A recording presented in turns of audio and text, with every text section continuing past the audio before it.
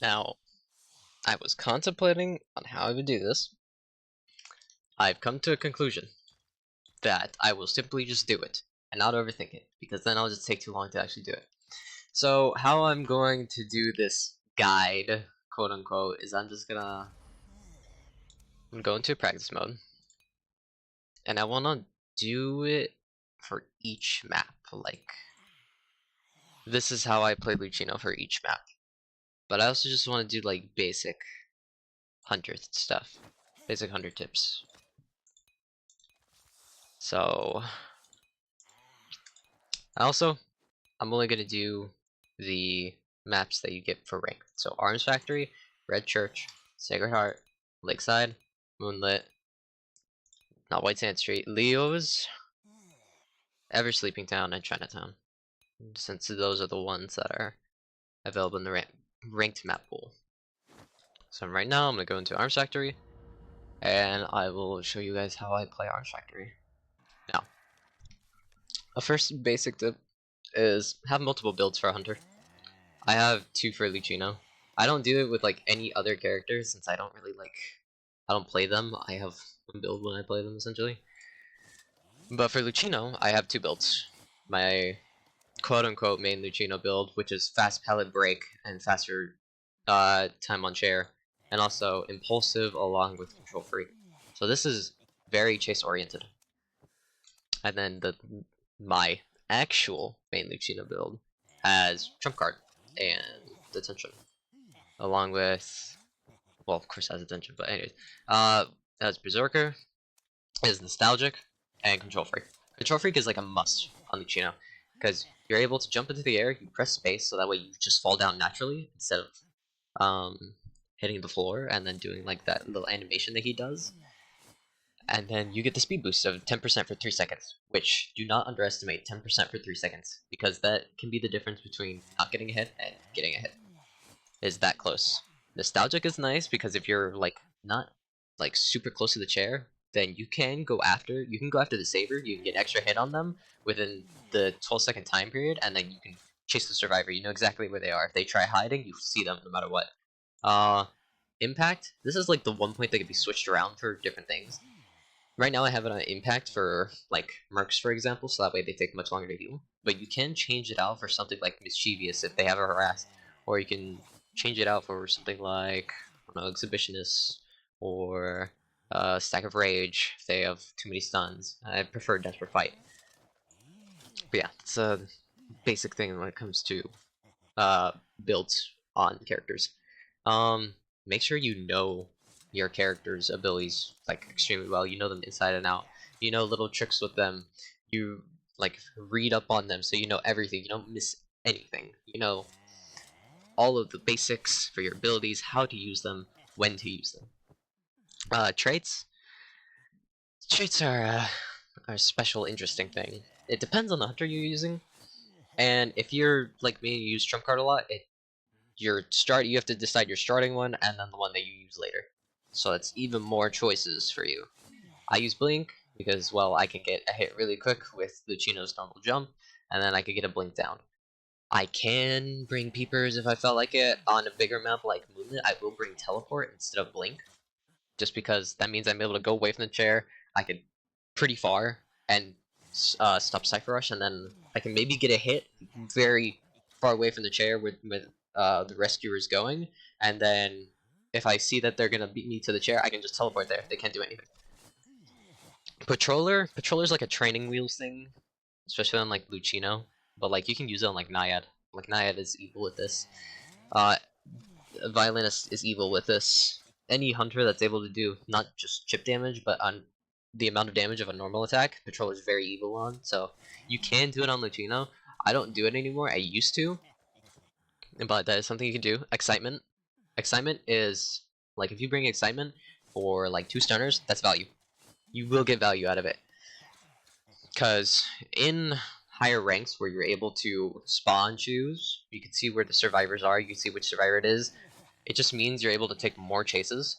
And if you get a down on someone that isn't a person with a stun or something, you can stop harassment with excitement.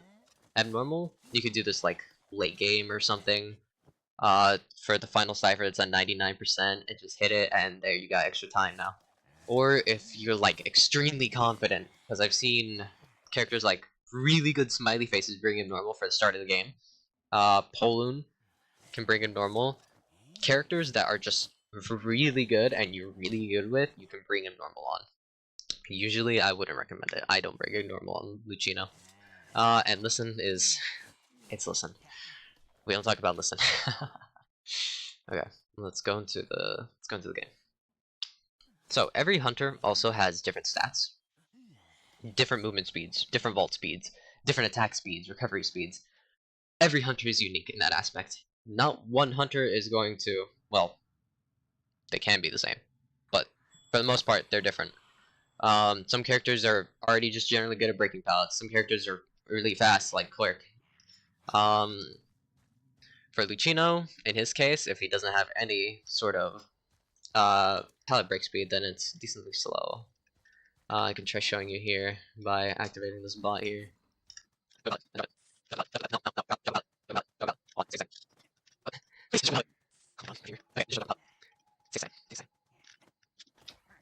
Come on!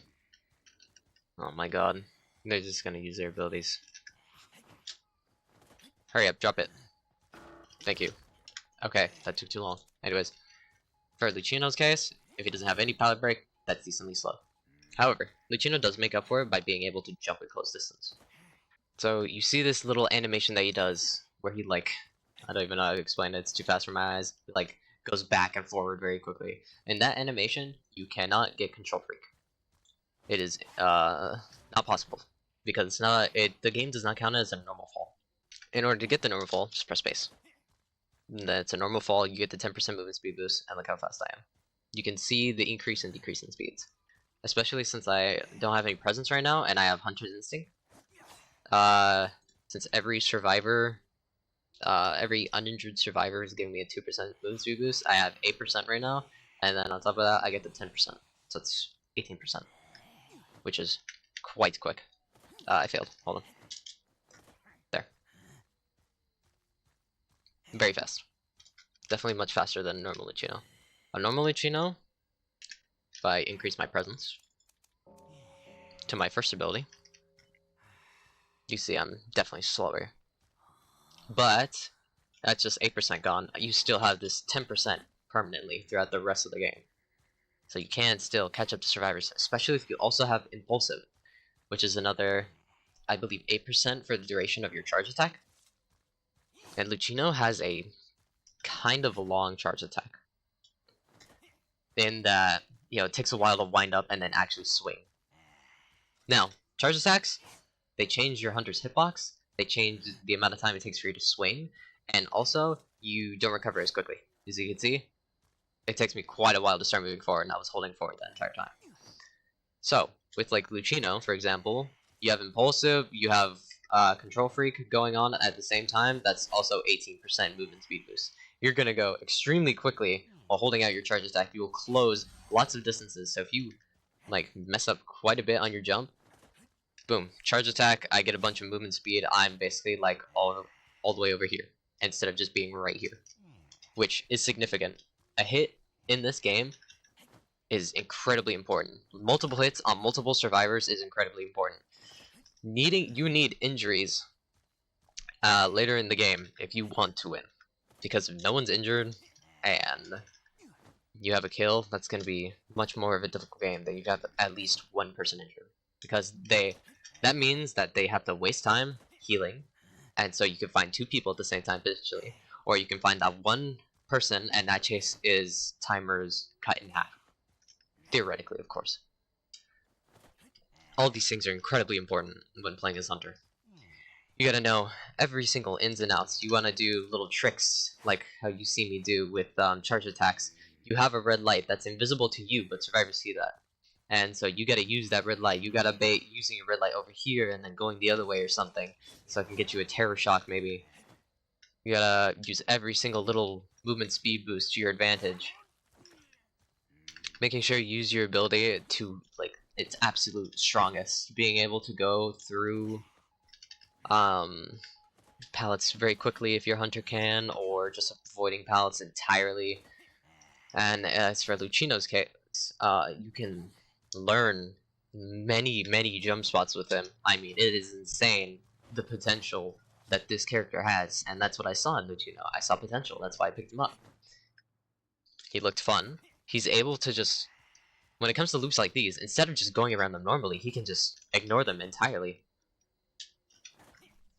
And close distances, as well as his attack, being able to do the damage of a normal attack. Like, that's crazy. And since that last buff, he's able to damage multiple survivors in the same area, which is so lovely.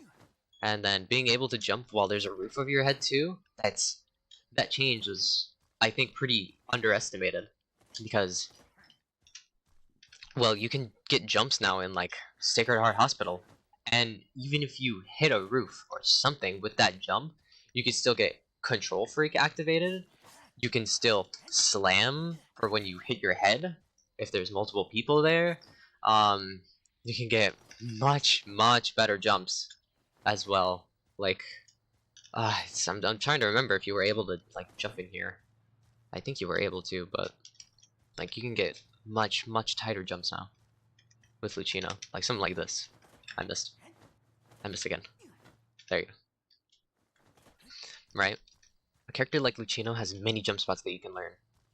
So I like to just go into practice games and just jump around with them, try looking for something, see if I can do something new, something different. Because as a hunter, you wanna practice all these loops the best that you can, right? You find different ways to play around these sorts of loops. As for me, I've practiced Argus Factory a decent bit, so I know those jumps at the factory, which makes it much easier for me to get a chase. I practiced Shack and being able to jump through the window with 3 jumps like that. If a survivor is abusing this window, I practice jumping from here. I messed up. But jumping from here to get over here into this window, it's important too. And just getting like a slam hit as well. Timing that. That's also important. If there's a survivor around right here, like behind this pallet, you can slam and hit them from behind it. And then this becomes a lot more dangerous. You get rid of this pallet. Playing with basement as Luchino is also important, because you can, if the survivor's right there and you're right here, you don't have enough time to come over here and try to get a hit on them, because then they'll just drop down and then go over.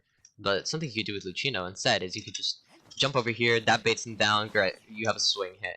If they don't go down, guess what? You can slam them right here. Great, congratulations. And then you can go over here and blink or something. Blink has many trick spots that you can learn as well. That's a hit cancel spot. On stairs in general, you can get hit cancels. I mean, stuff like that. It's so important. You can close the distance from going into basement. You get a blink hit right there. You can close the distance on the survivor vault and get a terror shock. Incredibly important stuff. Knowing which things you can jump through, what stops you and not. Like, you can jump through this shack perfectly fine, right? Like, this doesn't block me at all. In Leo's memory, for that shack, that is wooden. The piece up there that I can go through, this piece is wooden. I can't jump through it. You have to get right next to the window, and then you can jump through it. Which makes jumps, like, from further away, much more difficult, because you can't just phase through that. There's a tree that's right there in Leo's memory shack. So if you jump over here, boom, I hit a tree in that map. I mean, stuff like this. It's just... it's so important. It's so important as a hunter. These are all things that you have to learn. You have to practice, and not just practice in practice mode. You practice in matches as well. Go for something new. And if something new doesn't work, try it again. And if you know that it just will not work, then don't do it. But if you find something new and it does work, keep using it. Because that is a new trick up your arsenal that no one will know. No one will expect. That is the mindset I put in for Luchino. Learning different jumps, timings, all these sorts of things. It's... I mean, that's how I got to S badge, right? That's how I got to second Luchino. Learning all these things, making sure that my jumps are more perfect, so I'm not hitting into walls as much and getting obstacle hit, crashing progress, you know? Backing up a bit more, being more patient with my jumps, and then doing little things for myself like a bunny hop. So bunny hop is when you can see Luchino hit the floor, but you're still able to jump. which gives you the most amount of time that you can in the air to be able to change where you're looking to get a different jump in, like this, and then being able to get a slam hit by being much more careful, stuff like that. I've taught myself the timings and such, which bunny hopping is a bit of a ping reliant thing, so I wouldn't recommend trying it as much unless you have good ping like I do. Knowing where a survivor will be in general, just kind of basic hunter knowledge instead of like just Luchino knowledge, right? Because if you see a survivor go around the pallet and they go over here, well then they're camping this pallet, right? You gotta bait swing as a hunter, right? You either swing into it and then back off so you don't get stunned, or you're just running in and then you don't care and you swing through it and the survivor messes up their timing on the pallet stun, right? With like Luchino, his ability is able to go through walls, so you're able to just hit them there. You know, it's a decent size hitbox, so hold on, let's see here. There you go, decent size hitbox, so they can't like, as soon as they see you going for it, they can't necessarily move away too quickly. You'll be able to get the hit on them, and then blink down, you know. 1-2 combo. 1-2 combos are decently important if your hunter can do them, right? Slam attack and then able to speed up and then get charge attack down, boom. Cipher Control. Cipher Control is incredibly important on every hunter. Right, you have your... They're all spaced out, right? Some of them are much closer to others, like these two right here. Like these are in triple jump range, right, essentially. There you go, I get a 10% movement speed boost, I'm over here. I control these ciphers decently well, right? But if I have like all these 3 ciphers lined up, right? It's the final cipher remaining. And I want to protect these ones, then I don't care about the one in the corner over there, right? That's just one cipher. If I go over there, I have nothing else I can protect. That is not area I want to go to. They can finish that, I don't care. The cipher over there at factory is an interesting one, because you can either go over there and stop the cipher from being done, then you can control the cipher over here, if there's a cipher there you can control that, or you can just completely ignore this piece of the map entirely, right? Because factory is much more difficult for other hunters to deal with than Luchino, because Luchino is able to bypass some very evil things in this factory with jumps like that. So if you don't feel confident in going to a spot in the map and you feel like if you go there you will lose, then don't go to it. See if you can find some other way to get value, because every single second that goes by in this game is incredibly important. If you're going to another cipher to defend it, you're making decisions while you're traveling over to an area that you can protect. You're making sure you know where every survivor is. Like, oh, there's a survivor over there, okay, and then 2 people just healed, so I know that an injured person went over that way, so it's probably 2 people over there. And then you're chasing another target, so that's every single survivor accounted for. That means if you get it down here and you chair like over here in this corner, at that back chair at this tree, then they're gonna come in from that direction, right? There's no one coming from this way. You don't really have to worry about that as much unless they go all the way around, which usually survivors don't just go all the way around, right? They just go over to get the save. Now, another thing about hunters, which is kind of an underrated aspect, is crows. Hunters can't disturb crows, right? Like, I can swing at it, I can jump over it, I can slam, I can blink, boo. He's not scared, right? Survivors, though, survivors can't disrupt crows. And when they do that, it flies up, it's gone. Great, right?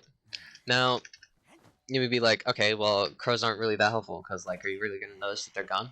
And yes, you will. You will see crows fly up, you'll see them do an animation. They'll be flying up in the air. Okay, great, there's a survivor over there, right? Especially if you're looking for a hiding survivor, they can still accidentally set off a crow, and great, you know that they're there. You can go after them, you can go hit them. Crows are a bit underrated. While they may not be as helpful as other things in this game that can give you information, they're still there, and you should still remember that they're there, because they are still a good piece of a good tool for information. Because you see crows over here on a cipher, great. If this crow is not disturbed, then they're probably not over here, unless you have like tinnitus, right? If you see a crow fly over, great. There's a survivor there. You have knowledge of another survivor. And if there's a crow mysteriously missing here, okay, someone's been here. Where would they have gone? And figuring out where they would have gone, that's more of hunter intuition, right? You gotta be like, okay, if they're this character, are they injured, are they not injured? They're maybe going over to a teammate to get healed if they are injured, right? So there's maybe another person in this direction as well. Like if you see if you down a survivor, right, and you decide to slug them, do it because you are trying to win, not because you're trying to ruin someone else's experience. So that is like, you know, a saver coming over and you down the saver, right, and then they go down with tide, and then you don't care about them, they're slugged, right? Or you can, like, if there's a survivor body blocking a survivor you're chasing, great, down them, leave them, slug them, okay, that's fine. But you know, don't be nasty with it. But anyways, if you see a down survivor, right, they're slugged and they've been slugged for a decent amount of time, they're crawling in a direction, you can sometimes infer, right, that that survivor is crawling over towards another survivor. I have tinnitus right now. That survivor is this way. Let's go find them, right? And then you go over to them. Okay, there's a trail here. Yep, they were here. And then you chase them, you hit them, blah, blah, blah. Injuries are incredibly important. Injuries can lead to something that's called a snowball. Luchino's decent at snowballing, I've found. And in order to how to snowball, what is snowballing? Snowballing is essentially when you down one survivor and then you quickly down another one and then you get another hit off, maybe, right? It is a quick sequence in which you get tons of value because of maybe one person was injured, they're protecting the dead person on chair, right? Then that leads to a snowball where you get multiple hits on a survivors, and then those two are down that were protecting that last survivor. You killed him, and then you go to the other two. You're able to get a chair on someone, and then you can down the person that just got up, right? Things like that. You look for moments like that. Those are key moments. Determining moments are like getting a hit on a survivor, right? That you're like not necessarily gonna chase, but that still affects them. That gives them, like, if you have the I don't remember what it's called in the persona tree, but you know, it gives them a 3% slowdown, and it gives them a 5% slowdown, right? And that 3% like stacks for each injured person. Things like that is incredibly important because whether if it seems small or not, that percentage that stacks up with multiple other things, and that is incredibly important if you're trying to slow down every single survivor, right? Because you're just one hunter, and not all hunters are going to be able to go around the map very quickly and harass each survivor, right? It's impossible. Unless you're like Dreamwitch, right? Which is like one of the few hunters in this game that is able to multitask and go elsewhere and is able to harass multiple survivors. Or Polu can harass multiple survivors. Luchino is okay harassing multiple survivors since he can, you know, jump close distances really quickly. But you look for things like that. You look to cause more injured people, right? Because that means they have to spend more time healing, and if they don't, they decide to Cipher Rush. If they Cipher Rush you while they are injured, great. You can punish them. You want them to Cipher Rush you while they are injured because they are more likely to make a mistake. Things like that are incredibly important. If the Merc doesn't heal and you find the Merc, you're punishing that Merc for not going over, spending some time to heal and reset. Because then that is a down. Merc has his I don't remember what it's called, but you know, his penalty where he gets hit and then he's slower to heal. And great, you have a slug for like the rest of the game essentially, right? Because then it's gonna take too long to be able to fully heal that Merc unless they have someone like a psychologist. Things like that are super important. Wasting survivors' resources is also an important thing. Say a batter and his 3 cricket balls that, you know, he can harass you with, he can stun you with. Those abilities are incredibly important to be able to get a survivor to waste. A magician staff, an enchantress stack, some forward football. If you're able to find little opportunities to go over and see if you can get something out of survivor real quick, even if it's a pallet or something, great. You get that out, you go on to someone else, right? If it's not a good chase for you, because you still get something. If you're having times where you go over to a survivor, you don't get anything, and then you leave, what a waste of time. Congratulations, they just got free time to be able to do ciphers. Cipher Rush, I've gotten this opinion from someone else that I respect as a very high tier hunter, the final tier in the game, which, you know, I'm not, I'm just a tier 6. and it's that Cipher Rush only exists if you let it. And I remember being like, oh, but that's not true. Like, they could have, like, a Prisoner and then a Helena, great, double decoder. And how am I supposed to stop Cipher Rush then, right? But the truth is, you can't. You can't stop that all the time, right? It's a Prisoner, it's a Helena, great, they're gonna Cipher Rush you in the background. However, they give trade-offs when going double decoder. That means they're not as good when it comes to kiting, which means more opportunities for them to make mistakes. A Helena vaults slowly, great, you can get a terror shot. Prisoner can't kite very well, you can get it down decently quickly. Do not always be camping. If you're always camping, guess what? You are giving them an open invitation to go and Cipher Rush you. You're standing here, you're doing nothing. Oh, they're on that Cipher right there. Why should I care? I'm gonna ensure this kill. Which you might not even ensure the kill. Because if they're healthy, one hit, they go save. This person was like close to half, and now they're not anymore. Boom. Second state of a chair that they can be on. Congratulations, you wasted all of that time, but this survivor was on the chair, and you did nothing. If you are at a point in a match where you are doing nothing, you're not tallying where survivors are, you're not chasing a survivor, you're not protecting an area, you're not wasting a survivor's resource, what are you doing? Right? Because at that point, you're just asking to lose. You're always doing something, you're multitasking many things, and it is difficult. It is. But it is doable. I spent so much time just trying to be able to learn Luchino and his abilities and Hunter, how to play it the most optimally. And the truth is, I still haven't, right? I still lose. I still get ties. I'm not getting 4Ks every match, right? But I don't have to.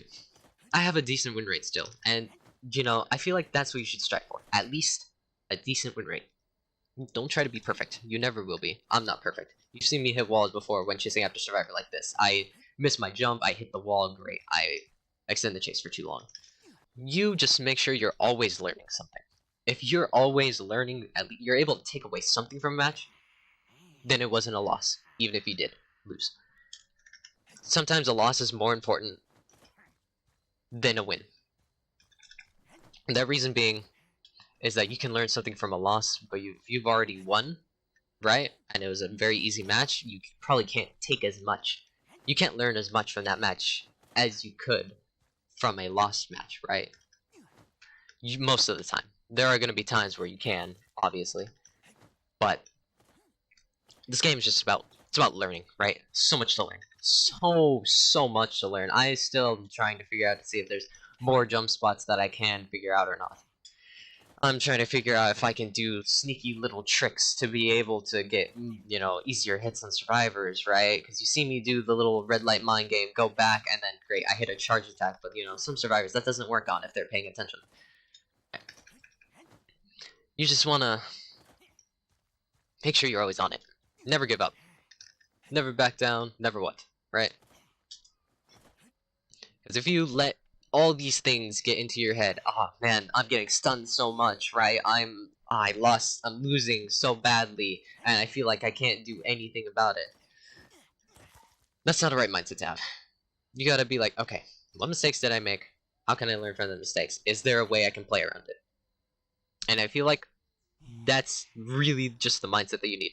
How can I play around it?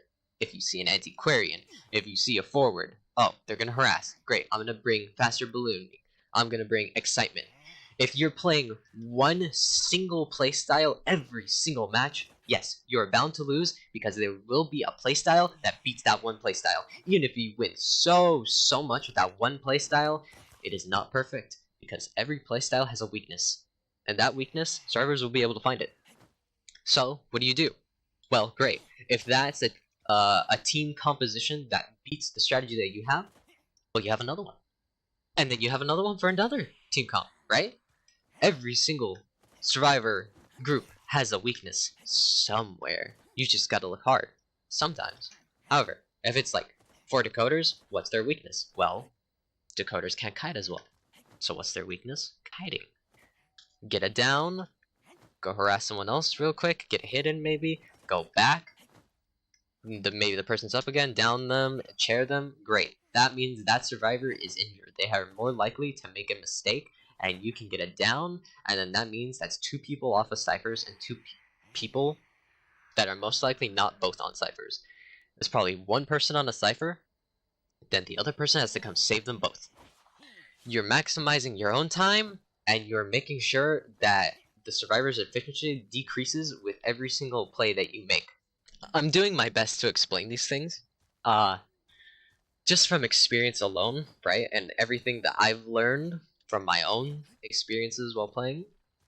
But I've also learned a good amount from just watching other people. Like, I like watching Koa, right? If I've seen Luchino get picked in a Koa like a few times, and every time I'm so happy, right? Because I love Luchino. I feel like he's underrated. He's great. And I've seen the sometimes the Luchino loses, right? But then other times they get a tie. And for Luchino in a Koa match, that's pretty good. Being able to get a tie, because I mean those are some of the best players, right? And Luchino's like, people look at Luchino, they're like, how do you play this guy? And it's great. You can watch those matches, right? And then you can learn something. You're like, okay, this hunter does this. They jump there. They use their ability in this specific way. But like, not also only can you get like matches knowledge for this specific hunter, right? You get general hunter knowledge as well, right? Like, how do I play this specifically? How do they play this? So how do I use general hunter knowledge? Like, if that hunter's ability is on cooldown, now how do I play this, right? Because if every hunter's ability is on a cooldown, or they don't have an ability that they can use right then and there, then every hunter is essentially the same, other than their stats. So how do I play this without any abilities? But how do I do it at its best? And those are things that you learn just by playing the game. If you see that a survivor is just pre-dropping every single pallet, expect that. You want to read your survivors, and you play around that survivor's playstyle. They like windows. They like it. They're kiting in this area right now. So how do I counter their kiting in this area? Right? What do I do? And what are my hunter's strengths? But also, what are my hunter's weaknesses? If your hunter's weakness is going to be exploited by a character, bring something to stop that weakness from being exploited. Like, Luchino isn't great at being dealing with harassers, right?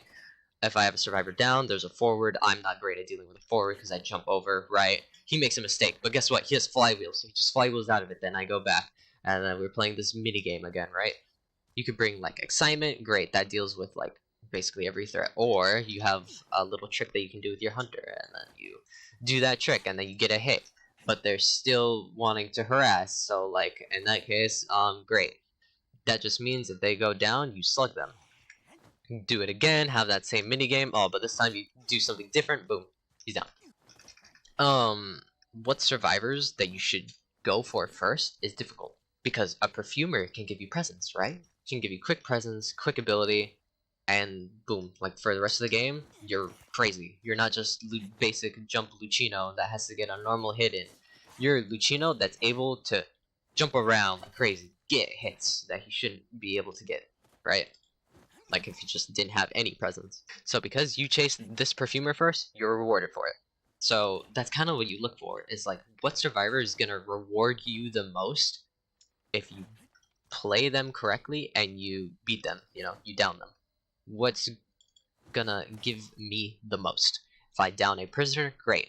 Their Cipher Rush is hurt. If I down a saver, great. They don't have a main saver anymore to go and save. You know, normal survivor can still go save, but maybe they don't have an ability as good for rescuing as that rescuer. So you're able to get a quick slam, and then you have blink up, and then you boom, they're dead. There's so many things that I can't really teach because I'm bad at explaining, but I'm trying my best here.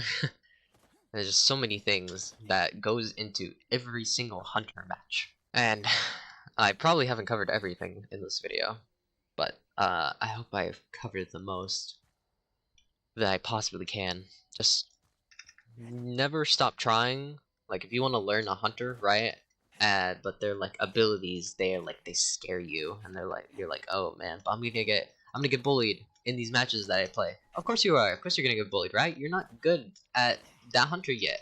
You just picked them up, or you're just practicing that something for that match that makes you lose. So what? It's like if you go into a quick match game, right? Just go into a quick match game. It's a quick match game. No one cares. And if they do care, they're weird. When going into quick matches, don't go into a quick match just for it to be a quick match. Go into a quick match because you want to try something new. You want to try a different playstyle.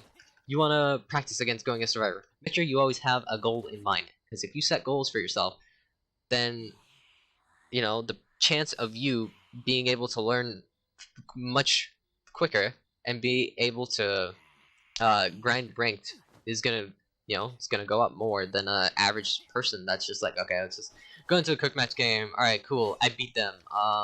Yeah, that's cool. Let's go into another one. Okay, I beat them again. All right, I'm good at this hunter. Oh, I go into a ranked match. Why did I lose? I was beating everyone in quick match. It's a quick match, man. Try something new. Not everyone's taking quick match so seriously. You know, like some people are, but like most aren't. Um, Stuff like this is it's important, right? If you're actually trying to learn how to play the game. So make sure you're not wasting time on your matches. Make sure you learn everything about your hunter, right? Charge attacks are actually I would say like decently important to know, but it's not like the most important, right? Some hunters are able to abuse charge attacks more than others, like White Form Wuchang, who has like one of the biggest hitboxes on a charge attack. Or your hunter has some neat little trick that they can do with their abilities. Stuff like that is very important. Playing around loops is very important, which I will be making another video to show like specific map loops and stuff like that, right? But this is just like a general education video that I hope is able to convey points well and be like, I guess, motivational. Just make sure you're thinking outside the box. Make another build, of course. And of course, the most important thing about a hunter is having style. Make sure you're like, you know, if you're doing something, you're doing it cool. Because style points are also incredibly important, right? Like jumping around with Luchino, boom, you get a hit, easy, salute, emote, boom. um, I'll try to make a more like map specific videos because I think that would be incredibly important, is map specific videos, because every map is different with tiles and how to play around it, how big it is, right? But this is like a general education video talk thing, and I hope it helps. I'll see y'all later.